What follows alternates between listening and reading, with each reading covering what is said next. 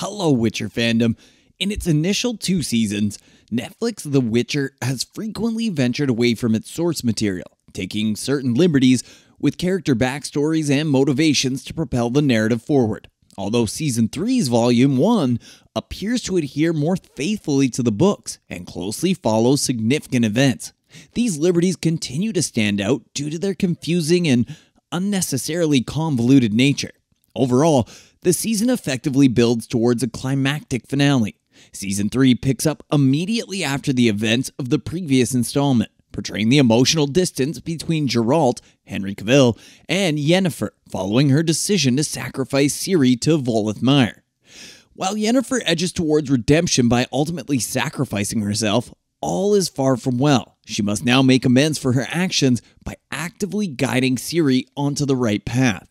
In this episode of Flick Spoilers, we delve into the major changes made by the series in Volume 1, highlighting what works despite the alterations and what falls short when compared to the novel.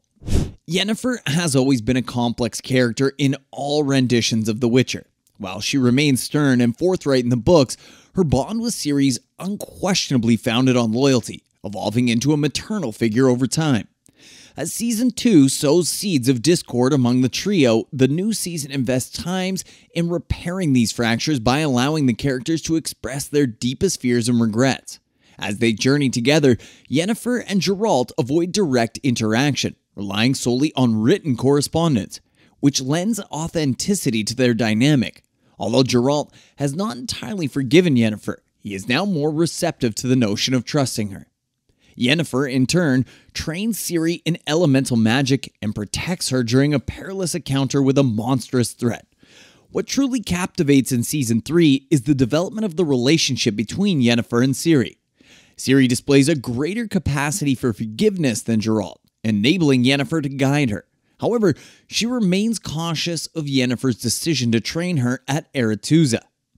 The season's finest moments culminate in an intense argument between the two, where Ciri accuses Yennefer of lacking backbone after the latter adopts a callously cruel facade in the presence of mages.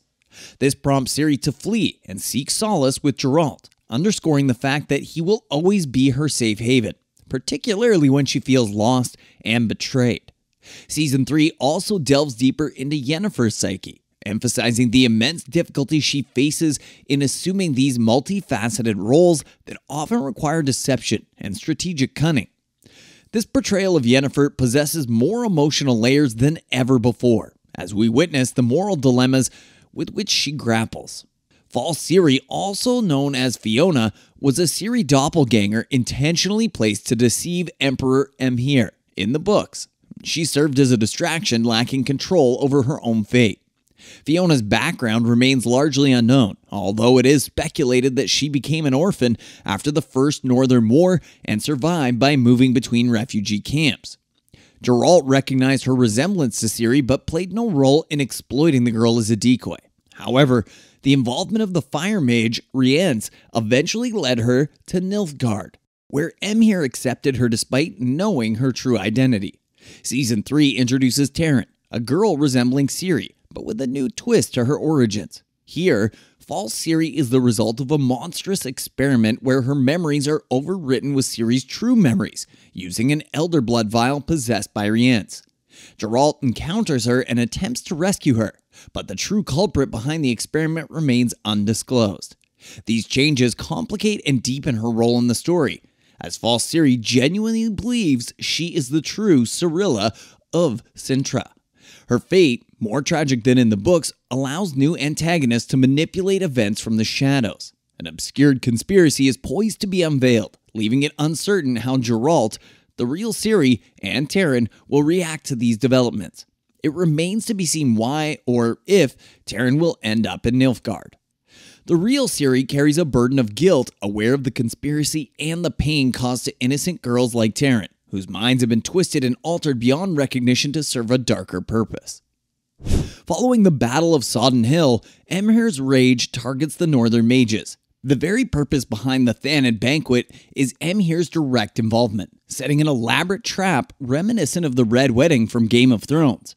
Traitors lie in wait, ready to strike, with personal and political implications. Season 3 omits these crucial motives and intricacies, instead portraying Yennefer as the organizer of the ball before the conclave of mages. The decision lacks coherence when compared to the broader conspiracies gripping the continent.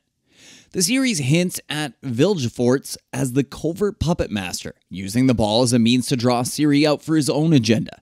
While Volume 1 concludes with significant revelation, the impact falls short. What could have been a thrilling, politically driven web of betrayals and schemes devolves into childish games. In the books, the coup devastates the Brotherhood, and although that outcome may still occur in the show, the lack of urgency dampens the event's intended impact. Furthermore, due to the dynamics established between Yennefer and the other mages in Season 1 and 2, it becomes less believable that they would allow her to host the event despite considering her a traitor. While Yennefer's bond with Tissaia remains understandable, her forced role in exposing Stregobor appears contrived. The Thanedd sequence is visually stunning, featuring near clever twists and revelations, but it ultimately feels hollow compared to its book counterpart. In both books and games, Jaskier, also known as Dandelion, is a charming bard with a long list of lovers. His inconsistent and fickle affections often leave his partners feeling slighted. While Jaskier's preference for women is prominent in the source material, it's not far-fetched to consider that he might also be interested in men, given his tendency to engage in passionate affairs with anyone intriguing.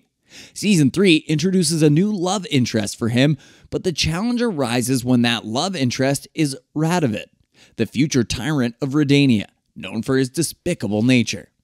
In this iteration, Radovid is portrayed by a cunning yet sensitive individual before he transforms into Redania's Mad King.